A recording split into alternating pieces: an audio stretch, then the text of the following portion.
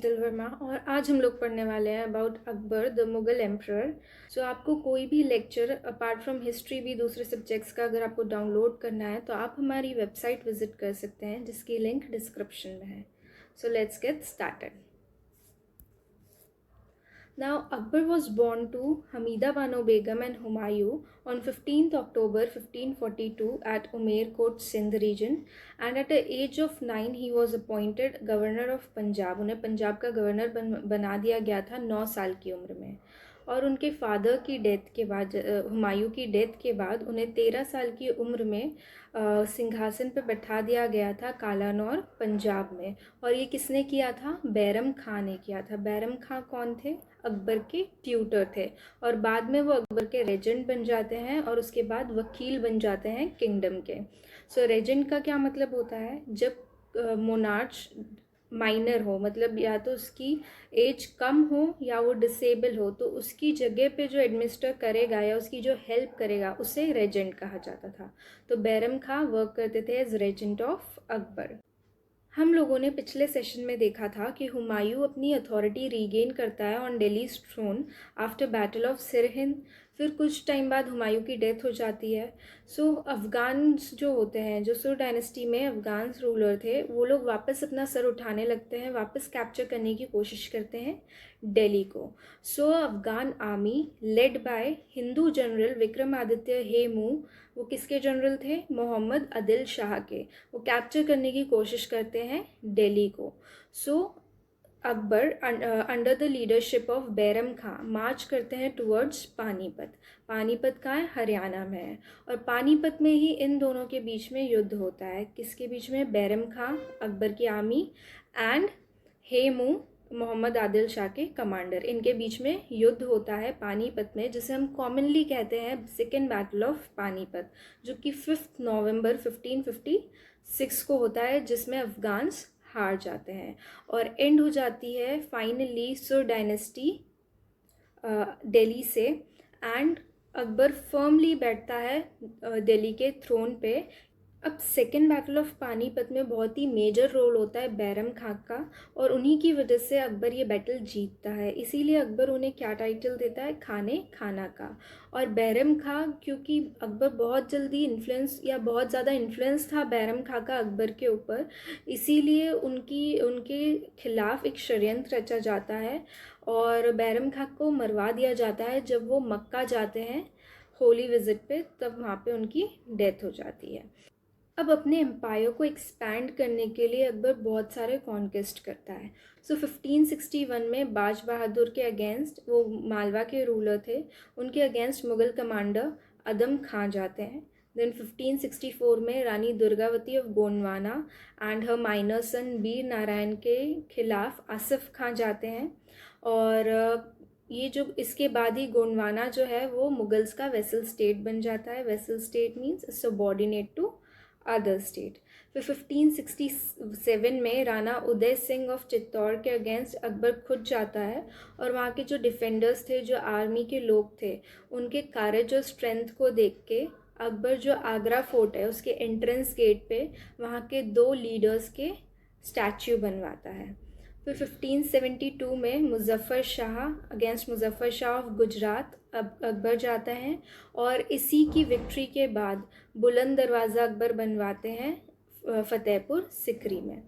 Now 1576 में महाराणा प्रताप के against बहुत ही फेमस बैटल होता है, बैटल ऑफ हल्दी घाटी, जिसमें मुग़ल कमांडर थे मान सिंह और असफ खां।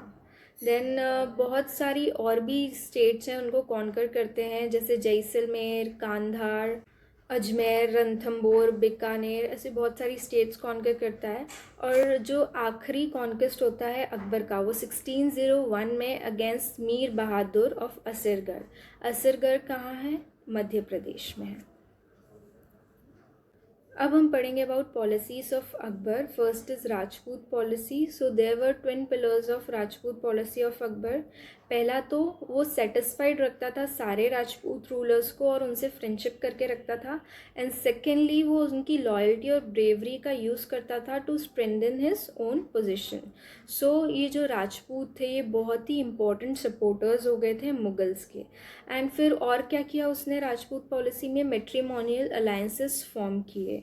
सो आमेर, बीकानेर, जैसलमेर, ये सारे जो राजपूत किंगडम्स थे वहाँ पे उन्होंने क्या किया, वहाँ की जो राजकुमारियाँ थी उनसे शादी करके अपनी जो अपना एम्पायर था उसको और एक्सपैंड करने की कोशिश की।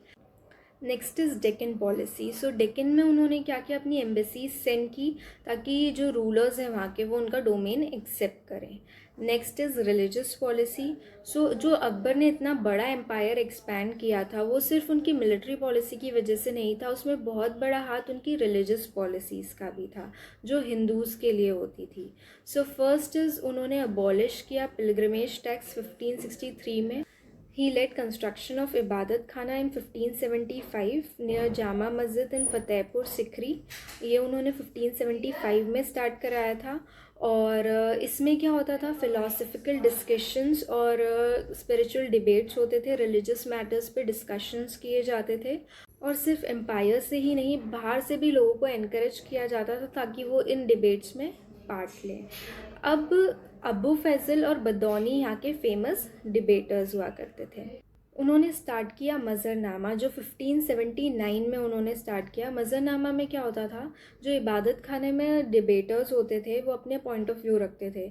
सो एम्परर के पास ये राइट था कि वो इन सब इंटरप्रिटेशंस में से खुद चूज़ कर सके कि उनके लिए या उनकी पब्लिक के लिए क्या सही है। So this was Mahzarnama. Next is Din Ilahi. दीन इलाही अकबर 1582 में लेके आए। दीन इलाही क्या था, एक रिलीजन था। जो भी एम्पायर में जितने भी रिलीजन्स थे उनके बेस्ट फीचर्स को मर्ज करके अकबर दीन इलाही लेके आए थे। सो ये बेस्ट फीचर्स कौन कौन से रिलीजन्स के थे, इस्लाम, हिंदुज़म, जैनिज़्म, क्रिश्चियनिटी, तो इन सब के बेस्ट फीचर्स अकबर लेके आए साथ में दीन इलाही के थ्रू। अब बीरबल, अबू फजल और फैज़ी, इन तीनों ने अडॉप्ट किया था दीन इलाही। अब बदौनी जो हैं वो कहते थे कि अकबर नया रिलीजन स्टार्ट करने की कोशिश कर रहा है, और दूसरे हिस्टोरियंस क्या कहते थे कि अकबर ये सब कर रहा है to attain the title of Insan Kamil. So this is all about policies of Akbar. Next is Navratnas of Akbar's court. अब अकबर का court was adorned with 9 jewels. ये अकबर के कोर्ट की शान माने जाते थे। फर्स्ट इज़ अब्दुल रहीम खाने खाना जो कि स्कॉलर थे। इन्होंने बाबरनामा को ट्रांसलेट किया था पर्शियन लैंग्वेज में। नेक्स्ट इज़ अबू फजल जो कि थिंकर और राइटर थे जिन्होंने आईने अकबरी और अकबरनामा लिखी है। नेक्स्ट इज़ बीरबल जिनका रियल नेम क्या था, महेश दास था। He was in charge of administration of justice and he was known for his humour and wits. Next is Faizi. Faizi कौन थे, पोएट थे जिन्होंने लीलावती का पर्शियन ट्रांसलेशन किया है। फिर हैं हकीम हुमाम जो कि अकबर के फ्रेंड थे and he was chief of royal school. Next is Raja Mansingh जो कि जनरल थे अकबर के, और इनका मेजर रोल था in victory of battle of Haldi Ghati and over Afghans. Next is Mulla Do Piyaza जो कि एडवाइज़र थे अकबर के, और ये हुमायूं के टाइम पे अरब से आए थे, और इनको दो प्याज़ा की उपाधि किसने दी थी, अकबर ने दी थी। Next is Todarmal. He was expertise in land revenue matters जो शेर शाह के टाइम पे भी थे, और सेम उन्होंने काम अकबर के टाइम पे भी किया है। फिर है तानसेन जो कि ग्वालियर से हैं। ये म्यूजिशियन थे जिन्हें संगीत सम्राट भी कहा जाता है। अब हम पढ़ेंगे about important events of Akbar era.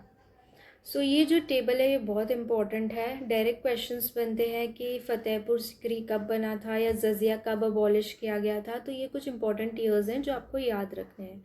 सो अकबर का birth year 1542, then coronation of Akbar in 1556 at Kalanaur Punjab, then abolition of slavery system in 1562, pilgrimage tax abolish किया था 1563 में, फिर जजिया अबॉलिश किया था 1564 में, और 1567 में उन्होंने मनसबदारी सिस्टम किया था। ये बहुत ही इम्पोर्टेंट फीचर था अकबर के एडमिनिस्ट्रेशन का। सो इसके बारे में हम आगे पढ़ेंगे। नेक्स्ट इज़ 1571 में फाउंडेशन ऑफ फतेहपुर सिकरी। 1575 में कंस्ट्रक्शन ऑफ इबादत खाना, हाउस ऑफ वर्शिप। नाउ 1579 में बिगनिंग ऑफ दहशाला सिस्टम। दहशाला सिस्टम को जब्ती सिस्टम भी कहते हैं। This was an important method for land revenue assessment. ये शेरशाह सूरी के टाइम पे ओरिजिन हुई थी। इसमें नए सिस्टम ऐड किए अकबर ने, जिसे अरंदल कहते हैं। इसमें क्या होता था, average produce of crops and जो इन क्रॉप्स की प्राइस थी, वैल्यू थी पास्ट 10 ईयर्स में, इनको कैलकुलेट किया जाता था। अब इसमें स्टेट का मिनिमम शेयर क्या होता था, 1/3 ऑफ द एवरेज प्रोड्यूस। अब प्रोडक्टिविटी और प्राइस के बेसिस पे जो रीजन्स हुआ करते थे उनको दस्तूर में डिवाइड कर दिया गया था, जिससे रेवेन्यू कलेक्ट करना बहुत ही ईजी हो गया था। Next is announcement of Din e Ilahi in 1582, then establishment of Ilahi Samvat in 1583 and 1605 में अकबर की डेथ हो जाती है ड्यू टू सम डिजीज़। अब हम पढ़ेंगे मनसबदारी सिस्टम के बारे में, जो 1567 में अकबर ने स्टार्ट किया था। ये बहुत ही इम्पोर्टेंट फीचर है अकबर के पूरे एडमिनिस्ट्रेशन का, and this institution was of great political and economic significance. अब जो ये मनसबदारी है, उसमें मनसब का मीनिंग क्या होता है, रैंक या ऑफिस पोजीशन, और जो इसका होल्डर है उसे क्या कहा जाएगा, मनसबदार कहा जाएगा। सो ये नोबल की सिविल और मिलिट्री कैपेसिटी को दर्शाता था। ये जो मनसब होती थी, जो रैंक होती थी, इसमें दो चीज़ें होती थी, एक होता था ज़ात और एक होता था सवार। ज़ात क्या होती थी, नोबल्स पर्सनल स्टेटस, और सवार क्या होती थी, the number of troops he had to maintain. अब मनसबदार को जागीर्स में या नकदी में पे किया जाता था। नकदी क्या होती है, कैश, कैश को नकदी कहते थे, तो उसमें पे किया जाता था। So this is all about mansabdari system. Now some important facts about Akbar.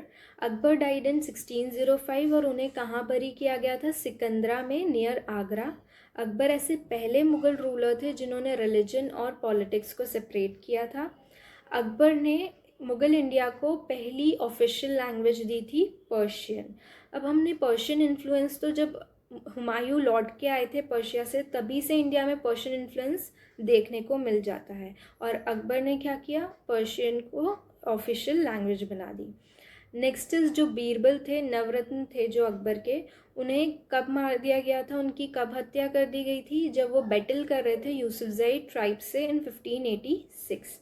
Abu फजल की डेथ हुई थी। उन्हें किसने मर्डर किया था, बीर सिंह बुंदेला ने, और किसके कहने पे, अकबर के बेटे जहांगीर, जिन्हें सलीम भी कहा जाता था, उनके कहने पे।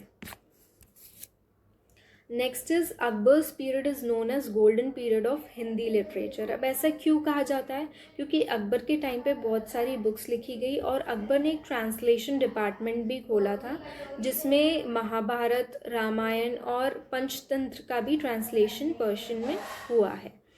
नेक्स्ट इज़ आर्किटेक्चर की जब हम बात करते हैं, तो अकबर के टाइम पे बहुत सारी चीज़ें बनी। Fatehpur Sikri, Agra fort, Lahore fort, Allahabad fort, Humayun's tomb in Delhi, red fort of Agra, Panchmahal, बुलंद दरवाज़ा। सो ये सब अकबर के टाइम पे बने थे। सो अकबर के कोर्ट में फेमस आर्टिस्ट अब्दुस समद, दसवंत और बसवंत थे। क्वेश्चन प्री में होते हैं कि दसवंत और बसवंत किसके कोर्ट में थे, सो अकबर के कोर्ट में थे, आर्टिस्ट थे। Now titles given by Akbar. So Hari Vijay Suri को उन्होंने जगत गुरु का टाइटल दिया था। सो जब हमने दीन-ए इलाही की बात की थी डिबेटर्स के बारे में, सो डिफरेंट रिलीजन से लोग आया करते थे। सो हरि विजय सूरी जैनिज़्म को रिप्रेजेंट करते थे, और हिंदुइज़्म को पुरुषोत्तम दास रिप्रेजेंट करते थे। सो हरि विजय सूरी को जगत गुरु का टाइटल अकबर ने दिया था, बिरबल को कवि प्रिय का, और तानसेन को मियान का। सो this is all about Akbar. आज हम लोगों ने अकबर के बारे में देखा, जो भी उन्होंने अपने सब्जेक्ट्स के लिए काम किया है, दीन-ए इलाही, मनसबदारी system, Ibadat Khana, abolition of slavery, jizya, pilgrimage tax, इन सब की वजह से ही उन्हें नेशनल मोनार्च कहा जाता है। So that's all for today. Thank you so much. Bye bye.